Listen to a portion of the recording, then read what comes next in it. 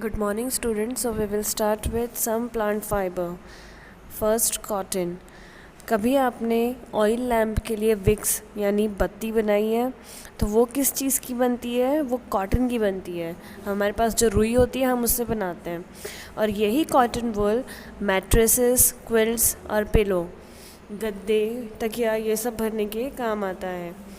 अब हम क्या करेंगे, थोड़ा सा कॉटन वूल लेंगे और उसको हम पुल करेंगे और जब हम उसकी एजेस देखेंगे, उसको ध्यान से देखोगे तो तुम्हें छोटे छोटे स्ट्रैंड्स उसमें दिखाई देंगे, छोटे छोटे धागे टाइप।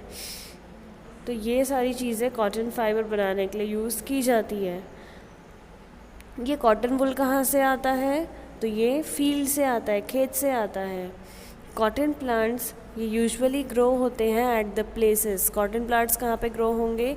जहाँ का सॉइल ब्लैक है और जहाँ पर वार्म क्लाइमेट है, ठंडे क्लाइमेट में ये ग्रो नहीं होता है। तो हमारे इंडिया में ये कहाँ कहाँ ग्रो किया जाता है? जहाँ पे ब्लैक सॉइल भी हो और थोड़ा वार्म एनवायरनमेंट भी हो, तो like Gujarat, Maharashtra, some parts of the Madhya Pradesh, Rajasthan. तो ये सारी यहाँ पे हमें ब्लैक सॉइल मिलता है, इसलिए ये कॉटन प्लांट वहाँ पे ग्रो किया जाता है। The fruit of the cotton plant are about the size of lemon. कोई भी चीज़ हमें कहाँ से मिलेगी? तो फ्रूट से। तो ये कॉटन बॉल का फ्रूट है वो लेमन के साइज़ का होगा। एक हमारा जो लेमन होता है उसके साइज़ का हमारा कॉटन फ्रूट होता है। और जब ये मैच्योर होगा तो वो बॉल, जो कॉटन बॉल्स है वो बर्स्ट करेंगे यानी फट जाएंगे और फटने के बाद उसमें से कॉटन फाइबर्स हमें दिखाई देते हैं। तो क्या आपने कभी कॉटन फील्ड देखी है? अगर आपने कभी भी कॉटन फील्ड देखा है तो जब कॉटन मैच्योर हो जाता है, जब वो फट जाता है, बर्स्ट हो जाएगा उसका फ्रूट, तो वो एक पूरा स्नो की फील्ड की तरह लगता है कि वहाँ पे बर्फ़ गिरी होगी, इतना पूरा वाइट वाइट लगता है। फ्रॉम ये बॉल्स को यूजुअली हाथों से पिक किया जाएगा। उसके बाद उसमें से वो फाइबर सेपरेट किया जाता है सीड से।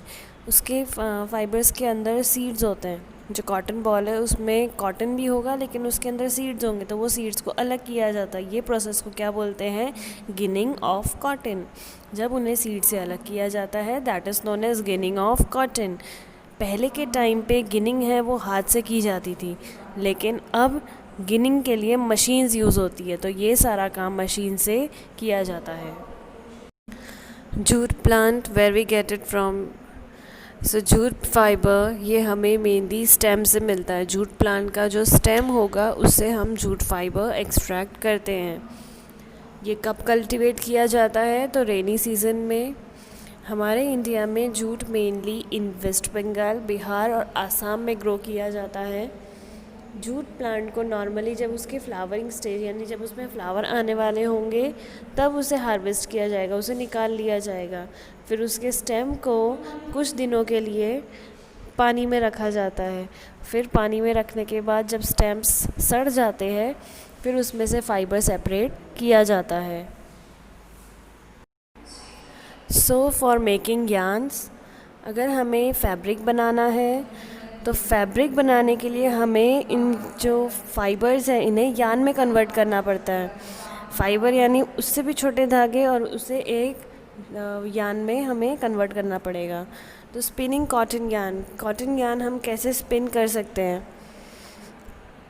थोड़ा सा कॉटन वूल लेंगे हम, हमारे हैंड में जो हमारे घर में रुई होती है उसको लेंगे और उसमें से थोड़ा कॉटन निकालेंगे और उसे हम प्रेस करेंगे। जैसे हम दिया के लिए बत्ती बनाते हैं तो वैसे हम लोग उसको प्रेस करेंगे और धीरे धीरे हम उसे पुल भी करते जाएंगे।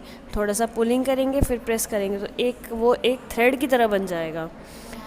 अगर हम ट्विस्ट करते जाएंगे फाइबर्स को तो वो धीरे धीरे हमारा एक थ्रेड की तरह बनने लगेगा। तो वो क्या बन गया? यार्न बन गया। यानी हमने जो छोटे से फाइबर्स थे उसमें से हमने क्या बना दिया? यार्न।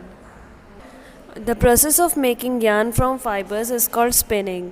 और जब फाइबर से यार्न बनाया जाता है वो प्रोसेस को हम क्या बोलते हैं? स्पिनिंग।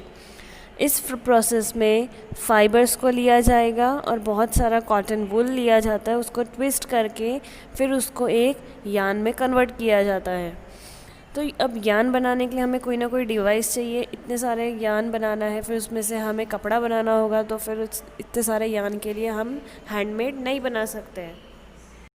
यान बनाने के लिए एक सिंपल डिवाइस यूज़ किया जाता है जो हैंड स्पिनिंग यानी हाथों से उसको यूज़ किया करते हैं, नोन एज टकली, जो आपको फिगर में दिखाई दे रहा है 3.10। दूसरा हैंड ऑपरेटेड डिवाइस है चरखा।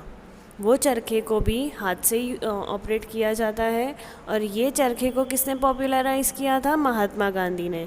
और वो कब किया था? तो इंडिपेंडेंस मूवमेंट के लिए। उन्होंने ये बताया था कि हमें ज़्यादा से ज़्यादा भारत में बनी हुई चीज़ें ही यूज़ करनी चाहिए, ताकि इंडिया का पैसा हमारे देश में ही रहे, ना कि हमें जो ब्रिटेन की कंपनियों से जो कपड़े आते हैं वो लेने चाहिए था। अगर हम ब्रिटेन से जो बाहर से कपड़े आते हैं वो ख़रीदेंगे तो हमारा इंडिया का पैसा बाहर चला जाएगा। इसलिए उन्होंने लोगों को ज़्यादा से ज़्यादा एनकरेज किया कि हमें होम्सपन यानी हमें चरखा यूज़ करना चाहिए, और वो चरखे से हमें खादी बनानी चाहिए। जो उससे कपड़ा बनता है उसे क्या बोलते हैं? खादी। खादी को पॉपुलर करने के लिए हमारी गवर्नमेंट ऑफ इंडिया ने एक बॉडी तैयार की थी कॉल्ड खादी, और उससे गांव से गांव वहाँ पर एक छोटी सी इंडस्ट्री जैसी बनाई गई। इंडस्ट्री कमीशन ने बनाया वो, और वो कब बनाया गया? 1956 में। Spinning of yarn on a large scale is done with the help of spinning machine. उसे स्पिनिंग करने के लिए, अगर हमें बहुत सारे यान को स्पिन करना है तो उसे स्पिन करने के लिए अभी तो काफ़ी मशीन्स आ गई है। स्पिनिंग करने के बाद यान्स को वो फैब्रिक में कन्वर्ट किया जाता है। तो अब वो हम कब पढ़ेंगे? जब यान टू फैब्रिक के बारे में हम डिस्कस करेंगे कि यान से फैब्रिक किस तरह से बनता है।